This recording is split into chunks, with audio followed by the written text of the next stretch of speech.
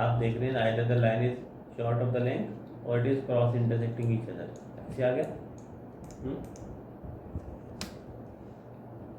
तो अब क्या करें, हमने ऑन करके देख लिया तब भी बात नहीं बनी और ऑफ करके देख लिया तो भी बात नहीं बनी। एक्चुअली में इसमें एक ऑप्शन है नियरेस्ट का। नियरेस्ट ऑप्शन हम तब यूज़ करते हैं जब हमें इसको टच भी करना हो। टच भी आप इसके बगैर नहीं कर पाएंगे, तो नियरेस्ट मैंने ऑन कर दिया। अब आप देखो मैंने जब कमांड दिया तो नियरेस्ट दिखाई दे रहा है और नियरेस्ट को लेके मैंने क्लिक किया तो ये बिल्कुल टच करता हुआ मिलेगा आपको। जो जो पॉइंट हम दे रहे हैं ये सभी टचिंग पॉइंट्स हैं। अब आप इसको जूम करके देख लो, बिल्कुल एक्यूरेट मिलेगा। ठीक है, तो ये नियरेस्ट ऑप्शन होती है, लेकिन यूजुअली हम इस ऑप्शन का यूज़ नहीं करते। क्यों? बिकॉज अभी क्या था, अब से पहले आपको जब लाइन में एंड पॉइंट और मिड पॉइंट चाहिए होता था तो वो दूर से दिखा देता था मैग्नेट की तरह।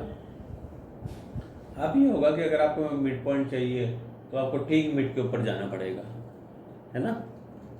एंड पॉइंट चाहिए तो ठीक एंड के ऊपर जाना पड़ेगा। दूर से वो मैग्नेट की तरह नहीं पकड़ेगा क्योंकि आपने नियरेस्ट को ऑन किया हुआ है। तो नियरेस्ट ऑप्शन का यूज़ हम तभी करेंगे जब हमारे काम की कोई खास ज़रूरत हो। बिना मतलब बेवजह आपने इसको सिलेक्ट नहीं करना। ऐसा नहीं है कि हम सभी ऑप्शन को सिलेक्ट कर लेंगे तो ज़्यादा बढ़िया काम हो जाएगा, ऐसा बिल्कुल नहीं है। नॉर्मली जब हम काम करते हैं तो and, mid, centre, intersection, extension और परपेंडिकुलर, ये 6 ऑप्शन से हमारी पूरी कंप्लीट रैंक बन जाती है। फिर भी अगर आपको कोई सेटिंग इसमें ऑन या ऑफ करनी हो तो कर सकते हैं, मगर हमें ज़रूरत नहीं पड़ती। और नियरेस्ट तो खासतौर से यूज़ नहीं करना। ठीक, अब इसके अगले ऑप्शन में आपको बताऊंगा पैरेलल की। मैंने यहाँ से एक लाइन लगाई ये, और मैं ये चाह रहा था कि ये लाइन हमारी इसके पैरेलल बन जाए, ये वाली लाइन पैरेलल बन जाए। सो मैंने क्या किया, यहाँ से जाके सेटिंग में से पैरेलल ले लिया। पैरेलल लेने के बाद इसने पूछा आपसे जिसके पैरेलल मुझे चाहिए आप उसके ऊपर लेके जाइए, 1 सेकंड के लिए रखिए, क्लिक नहीं करना। क्लिक हमने कभी भी नहीं करा, एक्सटेंशन में भी नहीं किया था। आपने 1 सेकंड इसके ऊपर रखा और अंदाजे से इसके पैरेलल आप लाइन को ले लो, अंदाजे से इसके पैरेलल ले लो। ले लिया। पैरेलल लेते ही आपने देखा कि पैरेलल लाइन दिखाई देने लगी और साथ में उसने वो लाइन को भी हाईलाइट कर दिया। देखो मार्क दिखाई दे रहा है, इससे ये पता लग रहा है कि ये इसके पैरेलल बनकर आ रही है ना। आपको जो वैल्यू देनी है आप वैल्यू भी भर सकते हो। मैंने यहाँ से 111 की लेंथ भर दी तो देखो 111 की लेंथ बन गई। फिर मैंने क्या किया, इस वाली लाइन के ऊपर जाकर रखा, इसके ऊपर। तो अब आप देखो कि मैंने अंदाजे से जब इसको करा तो भी आ गई। ठीक है, तो आपको वैल्यू देनी तो वैल्यू दे दो, नहीं तो क्लिक करना तो क्लिक कर दो। इस तरह से हम पैरेलल लाइंस बना सकते हैं। ओके, तो काम करते समय ओस्नैप का यूज़ हम इस तरह से करेंगे। नेक्स्ट मैं आपको इसमें आइसोमेट्रिक व्यूज़ बनाना सिखाऊंगा। ठीक है, अब आइसोमेट्रिक व्यूज़ होते क्या हैं, हम अभी काम कर रहे हैं 2D में। तो 2D में काम करते हुए हम किसी भी ऑब्जेक्ट की दो, ठीक है, तो मैंने क्या किया, यहाँ पे जाके राइट क्लिक किया, ग्रिड या स्नैप में किसी पे भी, और सेटिंग्स पे क्लिक किया। आपने एक चीज़ पे गौर किया, हमारे सामने वही ड्राफ्टिंग सेटिंग्स का बॉक्स खुल कर आया जो पहले ओ स्नैप के टाइम पे आया था। बेसिकली ये वही है। आप देखो हम यहाँ से किसी को भी एक्सेस कर सकते हो। मैंने ग्रिड पे क्लिक किया तो ये दिखा रहा है, ऑब्जेक्ट स्नैप पे क्लिक किया तो ये दिखा रहा है। दैट मीन्स कि आप किसी में से किसी भी सेटिंग को एक्सेस कर सकते हो। ये देखो, किसी में से हम किसी को भी एक्सेस कर सकते हैं, राइट। मैंने फिलहाल ये लिया।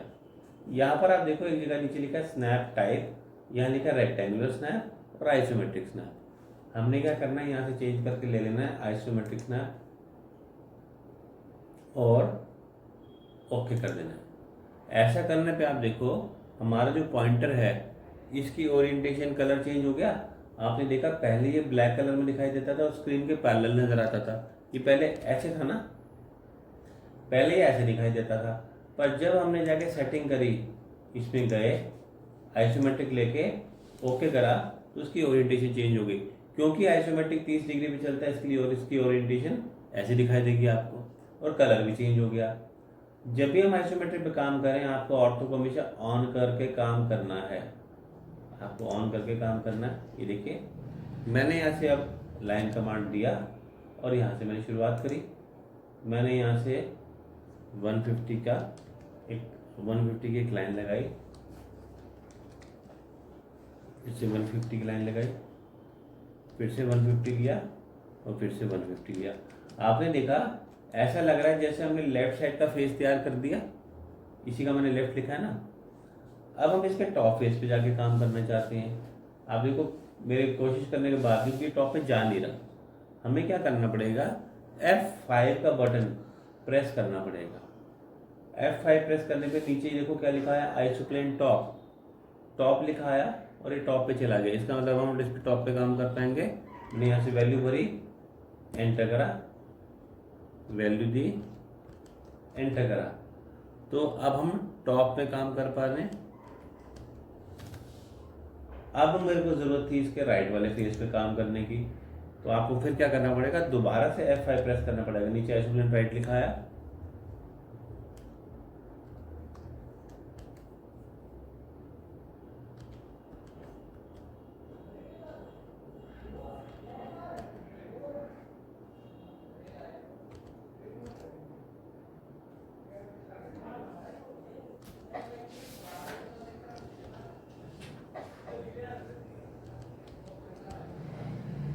ठीक देखा आपने।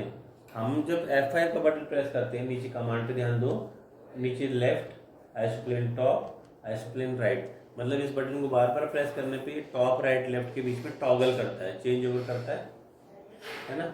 ये मैंने ड्राइंग बना दी, देखा आपने। अच्छा सपोज अब मेरे को इसको ऊपर से राउंड करना था, तो हमने क्या किया, सर्कल कमांड दिया और इसको यहाँ से लेके राउंड कर दिया। लेकिन ये तो कुछ अजीब ही लग रहा है इसमें, है ना। अजीब क्या लग रहा है कि सर्कल तो बना पैरेलल स्क्रीन के हिसाब से और हमें बनाना है आइसोमेट्रिक के हिसाब से, तो ये बात इसमें नहीं बनेगी, सर्कल कमांड नहीं चलेगा। एलिप्स कमांड, EL इसकी शॉर्ट फॉर्म होती है एलिप्स कमांड की। एलिप्स कमांड में एक ऑप्शन है आइसो सर्कल का। ये ऑप्शन तभी आता है जब हम आइसोमेट्रिक मोड में काम कर रहे होते हैं, अदरवाइज तो ये दोनों ही ऑप्शन आते थे। आइसोमेट्रिक सर्कल तभी आता है। मैंने यहाँ से आइसो सर्कल का ऑप्शन लिया, इसको सिलेक्ट करा, इसने पूछा रेडियस बताओ। अब देखो दोनों तरीके हैं, एक तो ये कि मैं इसके रेडियस की वैल्यू यहाँ पे दे दूँ 25R, मैं इसमें वैल्यू भर दूँ, एक तो वो तरीका है। दूसरा तरीका ये है कि हम स्क्रीन से भी इनपुट दे सकते हैं। मान लो कि मेरे पास टाइम भी नहीं है और ना ही जो है ना हमारे पास सामने ये एंड पॉइंट दिखाई दे रहा है, तो बजाय कि 25 की वैल्यू भरने के आप डायरेक्ट